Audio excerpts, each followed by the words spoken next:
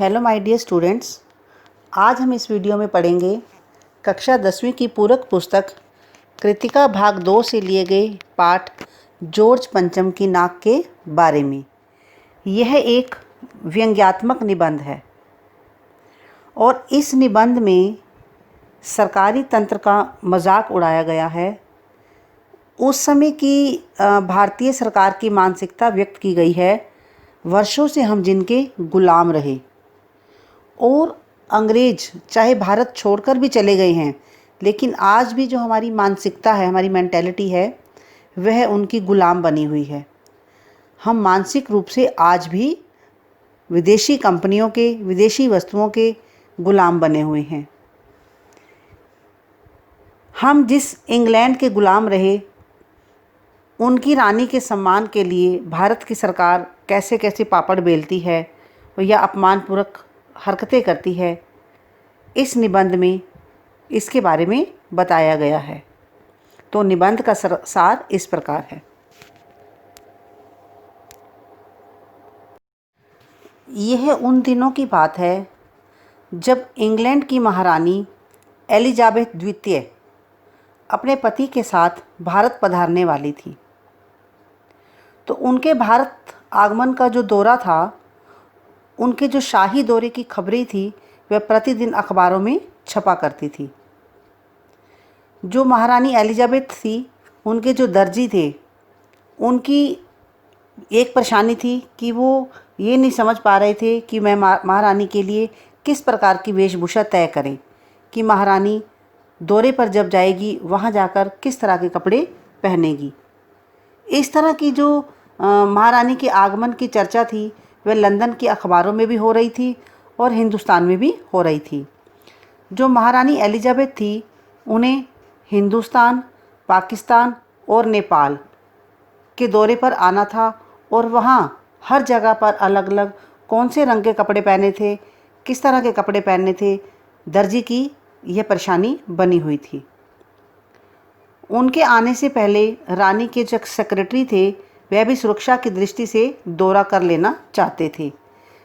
जैसे किसी सेलिब्रिटी ने आना होता है, प्रधानमंत्री ने दूसरे शहर में, दूसरे देश में जाना होता है, दूसरे विदेश के प्रधानमंत्री ने हमारे देश में आना होता है, तो उनके सेक्रेटरी पहले आकर दौरा कर जाते हैं, तमाम बंदोबस्त देखकर जाते हैं। इंग्लैंड के अखबारों की कतरने भारतीय अखबारों में छपती थी कि रानी ने हल्के नीले रंग का सूट बनवाया है, जिस पर 400 पाउंड का खर्च आया है। रानी की जन्मपत्री, प्रिंस फिलिप के कारनामे, उनके नौकरों, बावर्चियों, खानसामों, अंगरक्षकों, मीन्स रानी से संबंधित जो भी व्यक्ति था, उनकी खबरें, यहाँ तक कि उनकी शाही महल के कुत्तों की भी तस्वीरें अखबारों में छपा करती थी। रानी के आगमन को लेकर भारत में भी काफ़ी सनसनी थी। पूरे भारत में चर्चा थी कि महारानी भारत में आने वाली है और उनके आगमन के लिए जो तैयारियां थी पूरे ज़ोरों शोरों से चल रही थी। आखिरकार जो रानी थी, वो 5,000 रुपये का सूट पहनकर आने वाली थी। उस समय 5,000 रुपये भी बहुत वैल्यू रखते थे। उसके स्वागत में कुछ तो धूमधाम होनी ही चाहिए। तो इसके लिए देखते ही देखते दिल्ली, क्योंकि महारानी एलिजाबेथ को नई दिल्ली आना था, तो नई दिल्ली का काया पलट होने लगा। काया पलट मीन्स नई दिल्ली को सजाया संवारने जाने लगा। सड़कें जवान हो गई, इमारतें सुंदरियों की भांति सज गई। सड़कें जवान होगी मीन्स सड़कों को, टूटी फूटी सड़कों को ठीक किया जाने लगा। जो इमारतें थी, इमारतों पर रंग रोगन इत्यादि करके उन्हें नया बनाया जाने लगा। चारों तरफ हरियाली, पेड़ पौधे लगाए जाने लगे। साफ़ सफाई का पूरा प्रबंध किया जाने लगा। इस तरह से जो शंख था वह इंग्लैंड में बज रहा था, लेकिन उसकी जो गूंज थी वह हिंदुस्तान में हो रही थी। राजधानी नई दिल्ली में तहलका मचा हुआ था और नई दिल्ली में जितनी उसकी शोभा को बढ़ा सकते थे, उसकी सुंदरता को बढ़ा सकते थे, उसकी सुंदरता को बढ़ाए जाने का कार्यक्रम किया जा रहा था। महारानी के आगमन के लिए दिल्ली का जब काया पलट किया जा रहा था, तो उस समय एक परेशानी सामने आई। इंडिया गेट पर बनी हुई जॉर्ज पंचम की जो मूर्ति थी, उसकी नाक गायब थी। पहले भी इस नाक के लिए काफ़ी राजनीतिक आंदोलन और बहसें हो चुकी थी। जैसे कि होता है किसी समस्या को लेकर राजनीतिक आंदोलन का कोई हल नहीं निकलता, तो उसका भी कोई हल नहीं निकल सका था। कुछ राजनीतिक दल ऐसे थे जिनका विचार था कि नाक को काट दिया जाए, कुछ बने देना रहना चाहते थे। आखिरकार एक दिन यह हादसा हो गया। कुछ हथियारबंद जवानों को गश्त के होते हुए भी इंडिया गेट के सामने लगी जॉर्ज पंचम की मूर्ति की नाक काट दी गई। अब सवाल यह था कि महारानी जब भारत के शाही दौरे पर आएगी और जॉर्ज की पंचम की नाक ना दिखी तो अपनी नाक कटाने जैसा हो जाएगा। अब इसके लिए क्या किया गया, देश के कुछ शुभ चिंतकों की बैठक बुलाई गई, मीटिंग बुलाई गई। सभी ने कहा कि महारानी के आगमन तक कटी हुई नाक वापस लग जानी चाहिए। अब उच्च स्तर पर, हाई लेवल पर सलाह मशवरे हुए। आखिरकार इसके लिए एक मूर्तिकार को फ़ौरन दिल्ली बुलाया गया। अब जो मूर्तिकार था वह पैसों से कुछ लाचार था, उसे पैसों की ज़रूरत थी। तो उसने जब हुक्कामों के चेहरों पर बदहवासी देखी, आंसू देखी, दुख देखा, परेशानी देखी, तभी उसने आवाज़ सुनी कि जॉर्ज पंचम की नाक लगानी है। मूर्तिकार ने कहा, नाक लगा दूंगा, परंतु मुझे ये बताइए कि इसकी लाट का जो पत्थर है वह कहाँ से लाया गया है। अब जो वो बैठक के सदस्य थे उनके चेहरों पर हवाइयाँ उड़ने लगी। आखिर उन्होंने क्या किया, पुरानी फाइलें खोजी गई, पुरातत्व विभाग की फाइलों के ढेर खोले गए ताकि उसमें से यह पता चल सके कि जिस समय यह मूर्ति बनी और इसका पत्थर जहाँ से लाया गया उसकी एंट्री या उसका लिखित जो दस्तावेज़ था कहीं ना कहीं से मिल सके, लेकिन कोई भी दस्तावेज़ उससे संबंधित नहीं प्राप्त हुआ। अब जो हुक्काम थे वो परेशान हो गए। इसके लिए अब क्या हुआ, एक ख़ास कमेटी बना दी गई और उस कमेटी को नाक लगाने का काम सौंप दिया गया।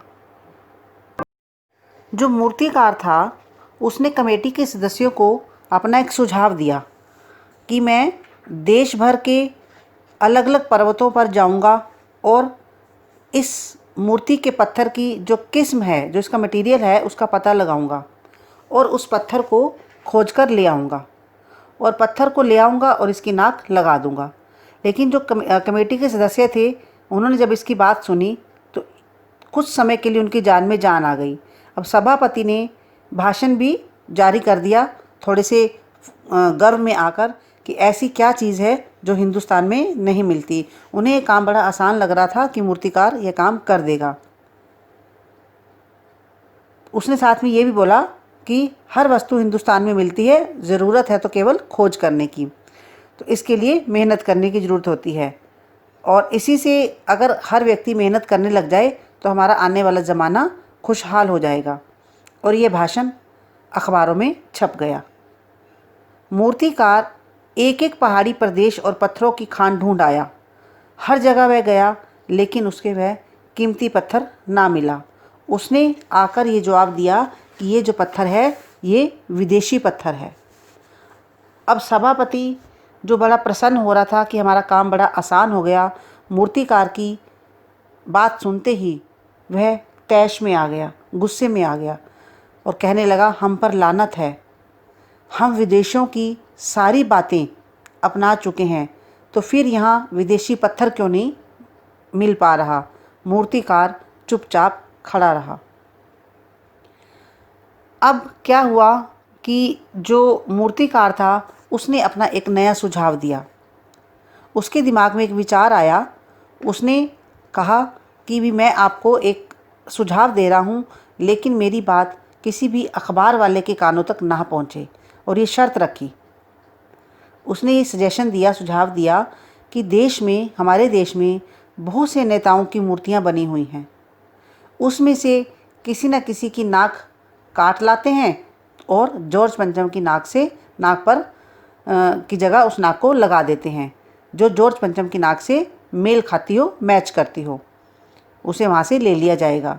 पहले तो ये बात सुनकर पूरी सभा में सन्नाटा छा गया। फिर सभापति ने कहा कि यह काम ज़रा होशियारी से करना। अब मूर्तिकार को भी इशारा मिल चुका था और वह अपने काम के लिए निकल पड़ा। मूर्तिकार बड़े जोश से और लगन से देश भर के दौरे पर निकल पड़ा। जॉर्ज पंचम की मूर्ति का जो नाक थी उसका नाप उसके पास था। उसने मुंबई में दादा भाई नौरोजी, गोखले, तिलक, शिवाजी, कावसजी जहांगीर सबकी नाकें टटोली। फिर उसके बाद वह गुजरात गया, वहाँ गांधी, पटेल, महादेव देसाई की मूर्तियों को देखा परखा। फिर बंगाल में जाकर रविंद्रनाथ ठाकुर, सुभाष चंद्र बोस, राजा राम मोहन राय आदि को भी देखा।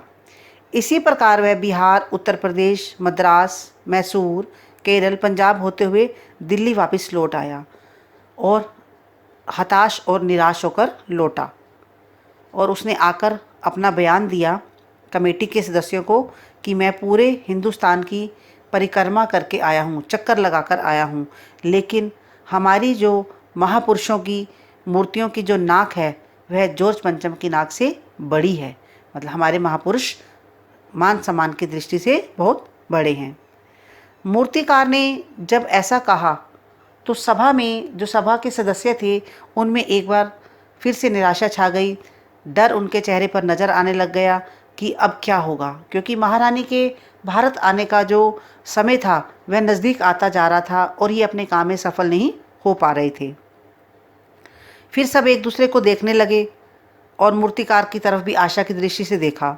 तो मूर्तिकार ने फिर एक सुझाव दिया कि बिहार सेक्रेटेरिएट के सामने सन 1942 में शहीद होने वाले बच्चों की कुछ मूर्तियां स्थापित हैं, तो शायद उनमें से किसी एक की नाक फिट हो जाए, क्योंकि बाकी जितने भी हमारे महापुरुषों की मूर्तियां थी उनकी नाक तो सब बड़ी थी। तो मैं कोशिश कर लेता हूं उन बच्चों की मूर्तियों की नाक को खोजने की और अपना कार्य पूरा करने की।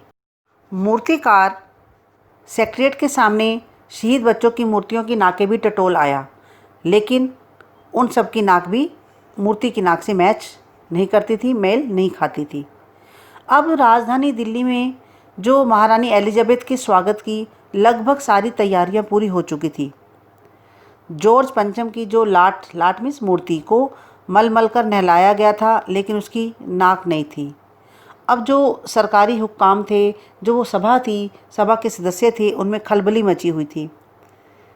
अब की बार जो मूर्तिकार था, एक उसने नई योजना पेश की।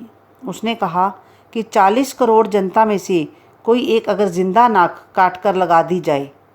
अब जैसे ही उसने ये सुझाव दिया तो सभा के जो लोग थे, जो सभा थी, उसमें एक सन्नाटा सा छा गया।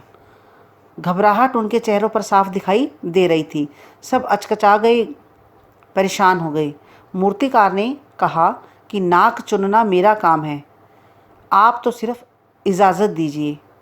और सब ने एक दूसरे को आंखों ही आंखों में देखा, जो कमेटी के सदस्य थे, और एक दूसरे ने आंखों ही आंखों में यस कर दी, हाँ कर दी, और मूर्तिकार को हाँ कर दी। अब क्या था, अगले दिन अखबार में छप गया कि नाक का मसला हल हो गया। नाक का मसला, जो नाक लगाने की समस्या थी, उसका सलूशन ढूंढ लिया गया है। नाक लगाने से पहले हथियारबंद पहरेदारों को वहाँ तैनात कर दिया गया। मूर्ति के आसपास एक तालाब था जिसमें काई जम गई थी, फंगस जम गई थी। उस काई को साफ करके तालाब को में साफ पानी भरा गया, उसकी जो रबाब थी काई को बाहर निकाला गया और ताज़ा पानी डाला गया ताकि जिंदा नाग सूखने ना पाए।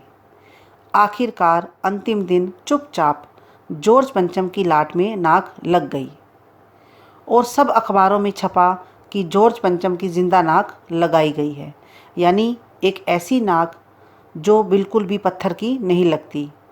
लेकिन उस दिन अखबार वालों ने कोई भी किसी दूसरी घटना या दुर्घटना के बारे में नहीं छापा, ना तो किसी उद्घाटन के बारे में, ना सभा, ना घटना, ना दुर्घटना, ना स्वागत समारोह, ना अभिनंदन। कोई भी समाचार अखबारों ने नहीं छापा।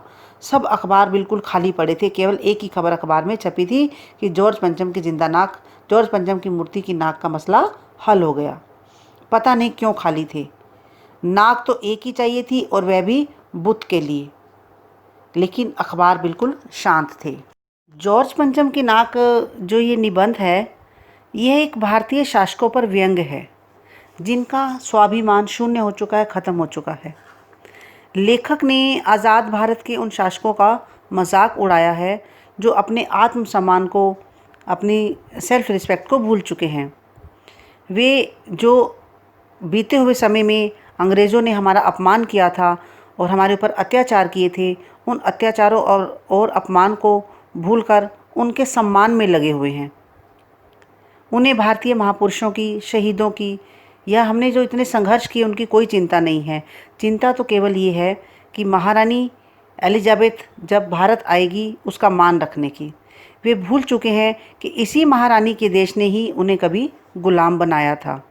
तो इस निबंध में लेखक ने सरकारी कार्यप्रणाली पर भी व्यंग किया है कि जो अफसर होते हैं अपनी जिम्मेदारी एक दूसरे पर डालने की कोशिश करते हैं और एक दूसरे पर अपना काम सौंपने की कोशिश करते हैं, काम डालने की कोशिश करते हैं और सारी जिम्मेदारियों से जो अफसर होता है वो पल्ला झाड़ देते हैं। तो इस तरह से यह एक व्यंग्यात्मक निबंध है।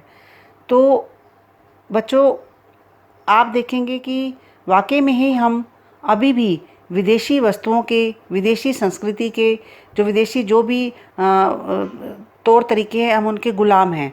शारीरिक रूप से तो हम आज़ाद हो गए हैं, लेकिन मानसिक रूप से जो हमारी बुद्धि है आज भी हमारी उन्हीं चीज़ों के पीछे भटकती है। तो हमें इस मानसिकता को बदलना होगा। भारतीय संस्कृति, भारतीय जो हमारा संस्कार है उनको मान सम्मान देना होगा।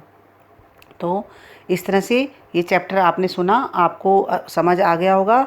आप मेरी नेक्स्ट वीडियो देखने के लिए मेरे चैनल को लाइक एंड सब्सक्राइब ज़रूर करें। Thank you and God bless you.